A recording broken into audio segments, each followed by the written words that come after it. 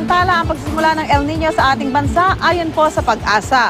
Ayon kay Telma 5, Impact Assessment and Application Section Chief ng Pag-asa, maaaring ma-develop sa pagitan ng Hunyo at Agosto ang El Nino habang inaasahan itong ganap na magsimula sa Agosto.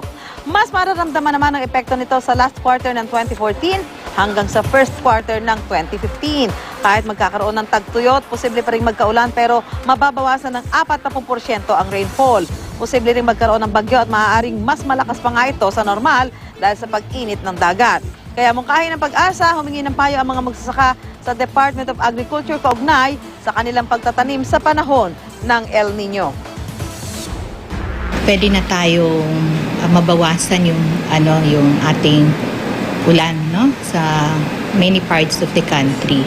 Ang pwede natin gawin is yung during ng June, July, August na may mga bagyo tayo, pwede natin i-capture yung ulan na available in preparation for the coming lean month.